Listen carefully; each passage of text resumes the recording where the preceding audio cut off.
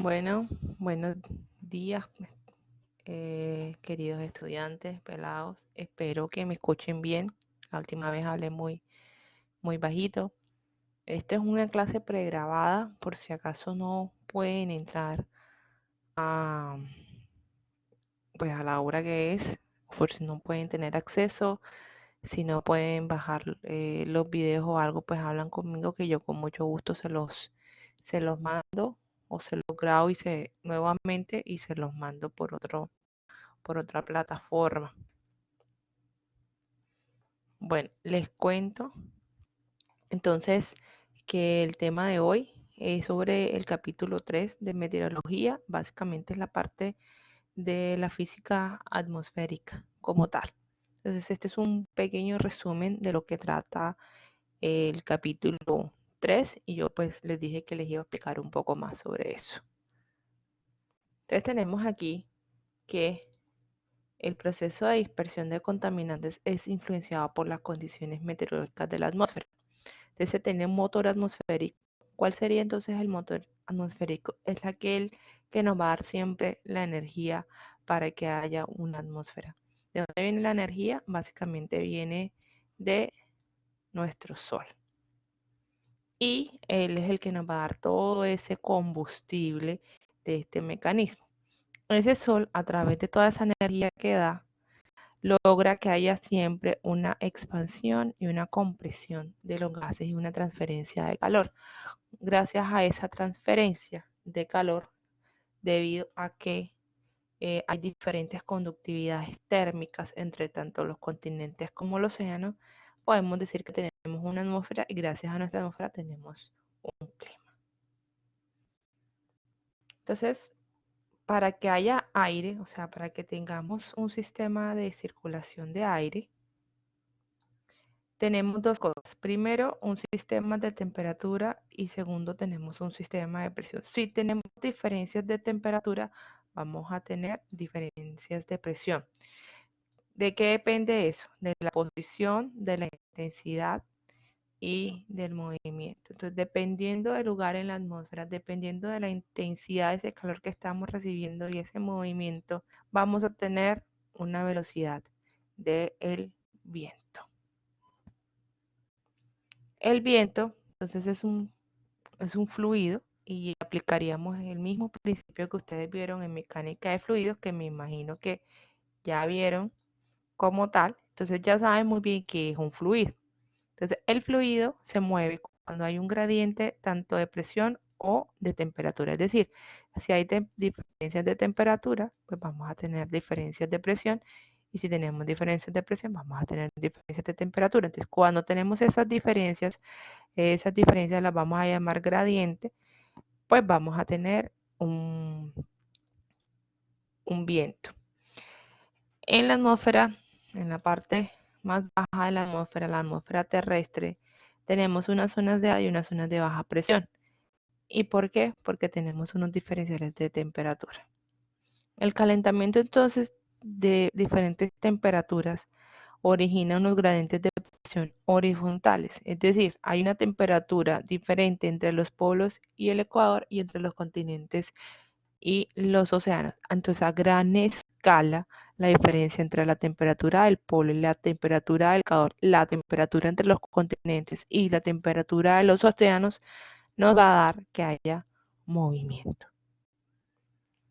¿Cómo sería entonces en un plano ya horizontal? Simplemente vamos de mayor a menor presión. Cuando hay mayor a menor presión, tenemos un gradiente de presión, un gradiente de temperatura y por lo tanto una velocidad del viento. Bueno, esto no se mueve porque estamos en nuestra plataforma Blackboard y para facilitarles a ustedes, pues yo lo pasé a PDF, pero básicamente este sería como un paquete de aire. Imagínense que esto es un paquete de aire. Este paquete de aire, lo hice un cuadradito, pero imagínense que sea como un cubo. Tampoco soy buena pintando en Blackboard, en el tablero, ni en nada. Este paquete de aire va de más energía a menos energía. Es decir, es que este aire, y vamos a usar otro colorcito por acá, le transfiere más energía a menos energía.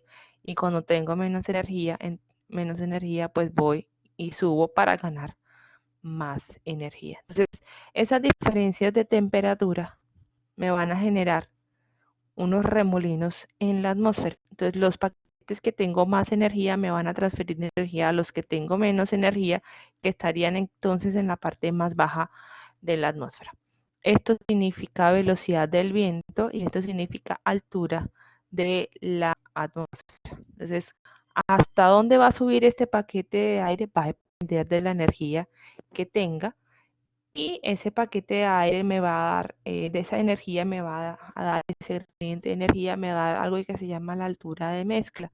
Y esa altura de mezcla va a estar dentro de algo que llamamos una capa límite, que va a depender del coeficiente de movimiento. Entonces, entre más energía tenga, más va a subir ese paquete de aire. ¿Cómo se ve entonces dependiendo del ambiente en que estemos? Este sería lo mismo acá, la altura, o sea, nuestro Z, otra vez horrible esas letras, y nuestro U. Este sería nuestro U, y este sería nuestro Z, este sería nuestro Z, y este sería nuestro U. ¿Qué quiere decir? Cuando tenemos acá una velocidad como tal, vamos a tener, por ejemplo, más fricción. Si tenemos más fricción, la velocidad que está aquí como tal va a demorar más tiempo, o sea, en alcanzar una altura para llegar al 100% de la posible velocidad del viento que puede estar en ese lugar debido a condiciones eh, ya de escala más regional y no tanto local. ¿Sí? Entonces, digamos que un perfil de velocidades que depende de condiciones locales, donde tengamos más fricción, pues obviamente el perfil de velocidad va a ser más alto, la velocidad del viento va a demorar más en llegar a su 100%, a su capacidad. Cuando tenemos áreas abiertas en menos altura, vamos a llegar al 100%. ¿Qué quiere decir eso? Que cuando tengamos estructuras más altas, las personas que están acá abajo o las estructuras que están acá abajo o la parte de la estructura aquí abajo va a tener menos velocidad del viento, mientras que aquí va a tener unas velocidades más altas del viento. Entonces aquí, por ejemplo, vamos a tener una velocidad más baja y aquí tendremos unas velocidades de viento muchísimo más altas a menos altura. Entonces, si ven que la diferencia de velocidad o la velocidad máxima es la misma, solamente que aquí tenemos más fricción y al tener más fricción, pues necesita más altura para llegar al 100%. Entonces, esta es una de las razones por las cuales en lugares donde hay muchas estructuras, pues tenemos velocidades del viento más bajas, quizás a la misma altura que pronto aquí, o que en el mar o cerca de la playa, pues tenemos más alturas, más velocidad de viento. ¿Cómo se analiza esas velocidades del viento? A través de un perfil, y hay dos leyes. Una es la ley logarítmica de velocidades, donde acá es la constante de von Karman. Este sería la velocidad de fricción, que depende pues de la rugosidad del terreno, es decir, donde hay más rugosidad, mayor velocidad, y velocidad media del viento. Y esto serían las alturas a las cuales se midieron las velocidades. La altura donde se midió la velocidad, que generalmente es de 10 metros, y esta sería la altura la cual queremos saber de cuánto es la velocidad. Ese va cambiando.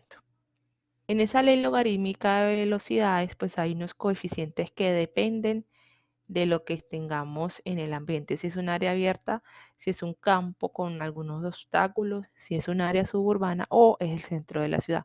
Si es un centro de la ciudad, pues nuestro exponente va a ser menor que si tenemos un área abierta donde nuestro coeficiente K va a ser mayor. ¿Listo? La otra que es la ley potencial de velocidades, y esta es una de las que más se maneja. Es también muy sencilla. Tenemos una velocidad y tenemos una velocidad en altura de referencia y tenemos la altura de referencia. Esto sería lo que varía. ¿Cuánto queremos? ¿Qué quiere decir? Si tenemos la curva y queremos saber cuánto va a ser el valor aquí, pues tenemos que saber cuál es el valor de velocidad a una altura de referencia. Como tal, casi siempre la referencia es a 10 metros. ¿Por qué? Porque las estaciones meteorológicas miden el viento casi siempre a 10 metros. El P, entonces, va a depender de las condiciones de estabilidad y de la rugosidad del terreno. Si, por ejemplo, tenemos un aeropuerto, pues el P va a ser de 0.11. Tenemos un área urbana, pues nuestro P va a ser de 0.34. Va a ser mayor. Otra forma de medir el viento es a través de la rosada de los vientos, quizás ya la conozcan. Esta es una herramienta gráfica que utilizan los meteorólogos para dar una visión sucinta de cómo la velocidad y dirección del viento se distribuyen normalmente en un lugar determinado. La dirección del radio más largo muestra la dirección del viento con mayor frecuencia. Entonces, aquí vemos los diferentes ejes cardinales. Ustedes saben que se mide el 0 sería el norte y sería 180 y este sería 90 y es en dirección a las manecillas del reloj, diferente de matemáticas donde el 0 es aquí y es en contra de las manecillas del reloj. Entonces aquí serían 0 grados, aquí serían 90 grados, aquí serían 180 grados y aquí 270 y aquí 360. Además de eso, entonces se sabe que este sería la dirección norte. ¿Cómo se mide el viento? Entonces esto indicaría, en este caso, que el viento viene del sur hacia el norte. En este caso indicaría que el viento viene de la dirección del sur al noreste y aquí pues de la dirección del norte al sur. Así sería.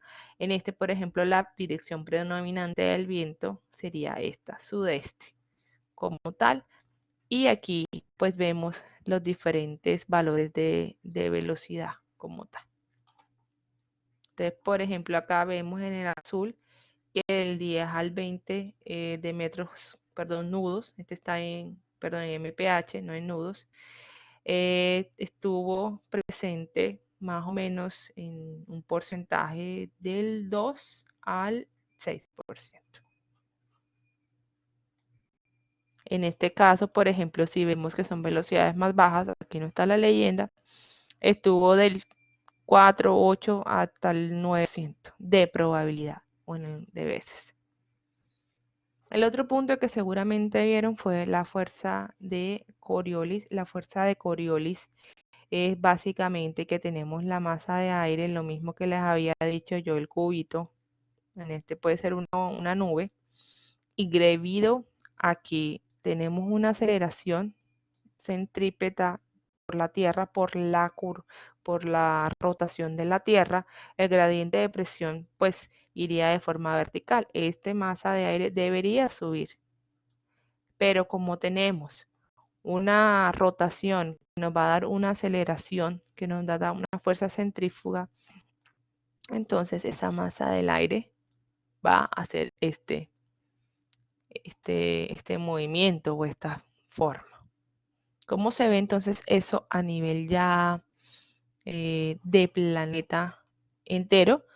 Tenemos unas zonas de baja presión, una zona de calma ecuatorial donde no hay viento. Básicamente aquí no habría viento.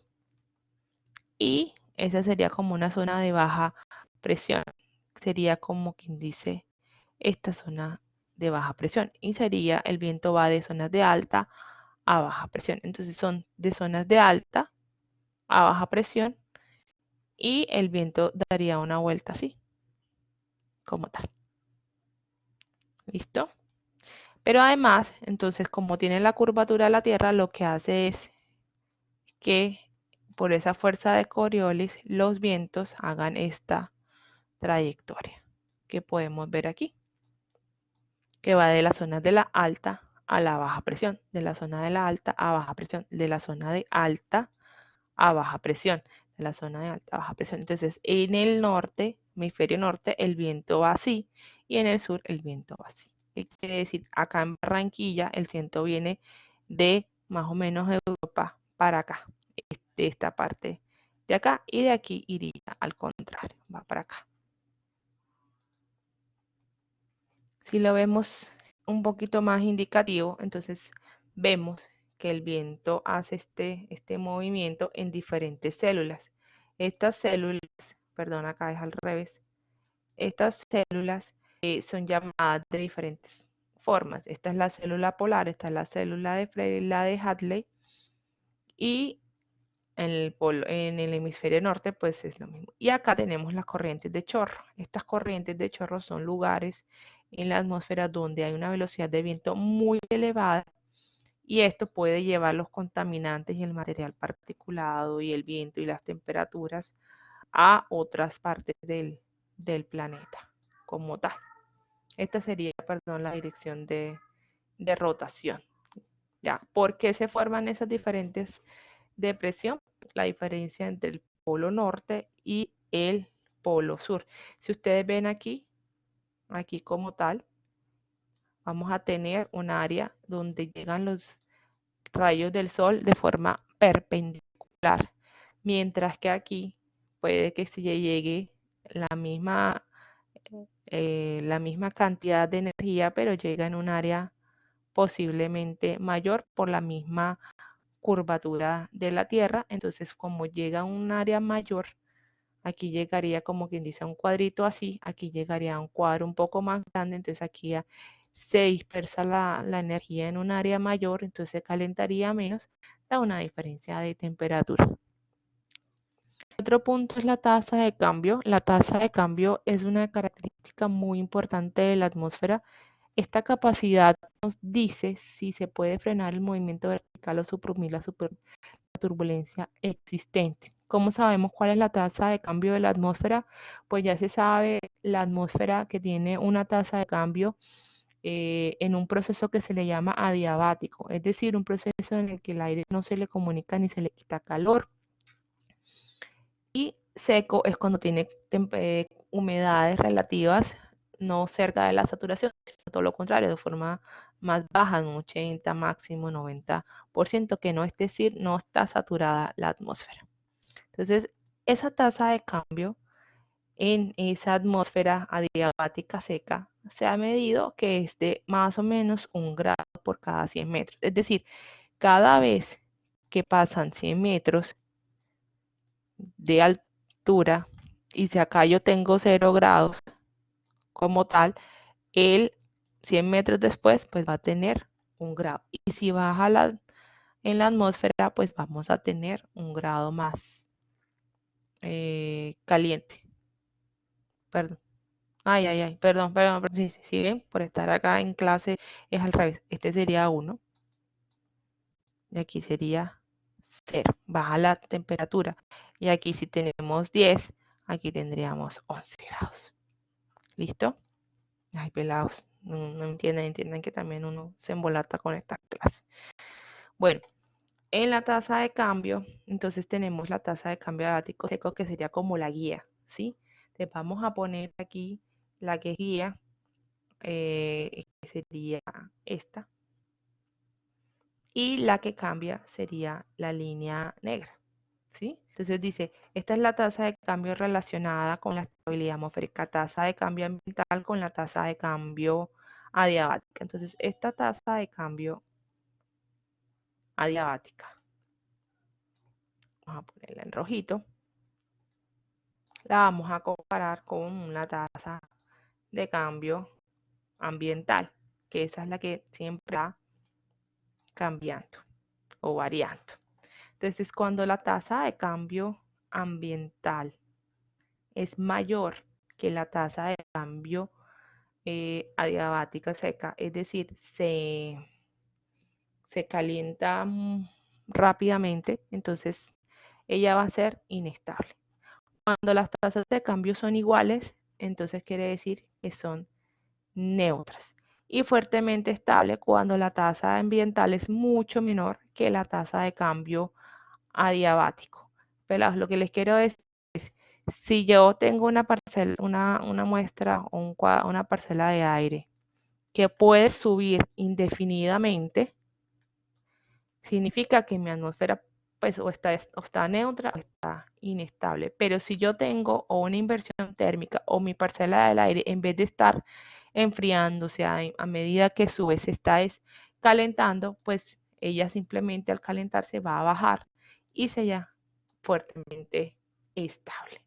Es decir, que si a medida que va subiendo se va calentando, mírenlo acá, sería fuertemente estable. Mientras que si es lo contrario, a medida que va bajando se va enfriando, entonces ella es inestable como tal. Perdón, a medida que va subiendo se va enfriando, ella es inestable. Entonces a medida que voy subiendo, mi temperatura va bajando. Y si a medida que voy subiendo, mi temperatura va aumentando, pues ahí ya va enfriando, pues ya saben cuál es. Entonces, esto es básicamente lo mismo, explicándoles que la atmósfera neutra es cuando son iguales las tasas de cambio adiabáticas, inestables cuando la tasa de cambio adiabática es menor que el gradiente de temperatura actual y la tasa de cambio adiabática pues es mayor que el gradiente de temperatura actual. Más o menos lo que les expliqué con estas diapositivas. ¿Listo? Entonces, este es un ejercicio, no es taller grupal, quiten eso. Era grupal antes, pero en este momento ya no, porque no tiene cómo hacerlo en grupo. Yo lo que dije fue, voy a explicarles a cada uno y ustedes pues lo van a hacer en sus casas, cada uno lo hace, si quiere hacerlo, y en el parcial pues va a salir algo muy, muy, muy parecido. Entonces, espérense un momento que voy a compartirles la pantalla. Espero que me escuchen todavía. Entonces tenemos el mismo ejercicio. Si lo vemos acá, es este mismo ejercicio. Y lo vemos acá. Entonces, vemos aquí la ley potencial de velocidades y vemos que es cada 5 metros lo que nos está pidiendo el ejercicio y que la velocidad de 5 a 10 metros es de 5 metros por segundo. Entonces, básicamente, yo le puse aquí diferentes valores, 5 por ejemplo. Entonces, a los 10 metros tengo 5 metros por segundo y empecé a hacer el cálculo usando la ley potencial para un P de 0.12 porque me decía que era el centro de una ciudad. Entonces me dio una curva exponencial y aquí vemos básicamente cómo quedó. Bueno, muchachos, era como el resumen de lo que quería mostrarles. Lo otro que les quiero decir de las lecturas es que, pues, lo que voy a preguntar en el parcial son las mismas preguntas que les dije: cómo controlar el polvo de horas de vías y carreteras, cómo controlar las emisiones, cómo se debe hacer la manipulación, el control de material particulado, el control de las emisiones por corte y perforación, que son cosas muy sencillas. Es aquí, en discusiones, ustedes entran y podemos, no sé, hacer una, una pregunta. ¿Cómo controlar las emisiones de colocación de asfalto? Entonces, les puedo poner acá, haciendo el vertimiento en las horas de la noche, controlando la temperatura del asfalto caliente, protegiendo, y digamos que eso fue lo que yo supongo que se puede. hacer el otro secuencia, entonces podemos hacer cómo controlar el polvo.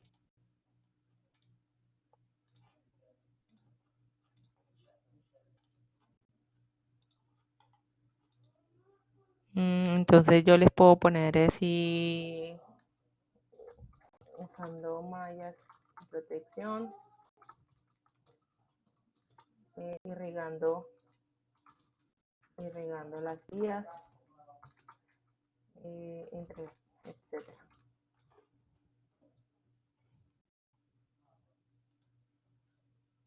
¿Listo? Entonces ustedes también pueden empezar ahí a responder dentro del mismo foro. Vamos a crear los otros, crear secuencia, materiales en polvo, usando sacos de los materiales y no material en pilas.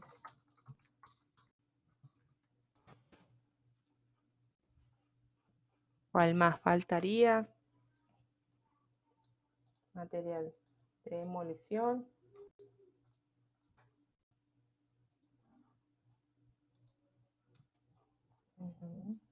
Material de demolición. Entonces, adecuando las edificaciones durante su construcción.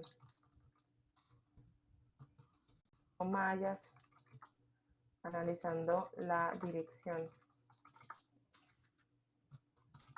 y velocidad del viento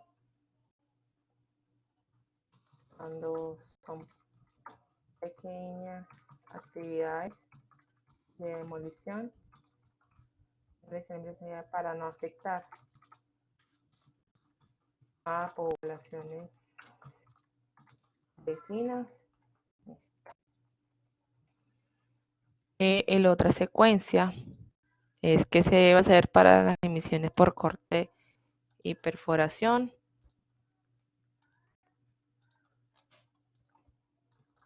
Usar equipos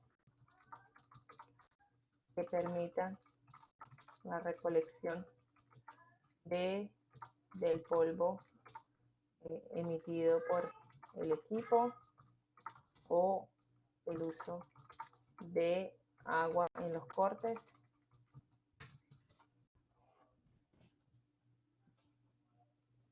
Y listo. Así ustedes entonces pueden ir respondiendo en cada cosa. Bueno, muchachos, todo esto va a quedar aquí, clase remota. En clase remota ustedes entran y pues buscan aquí, como ya deben saber, las grabaciones de los laboratorios, las grabaciones de las clases. Aquí en contenido pues pueden encontrar todas las diapositivas, donde pueden poner los talleres, donde están las lecturas. Mis calificaciones seguramente pueden verlo en meteorología y lo del mapa mental. Ok. Y pues esto era todo, pelados. Muchas gracias por su atención y nos vemos.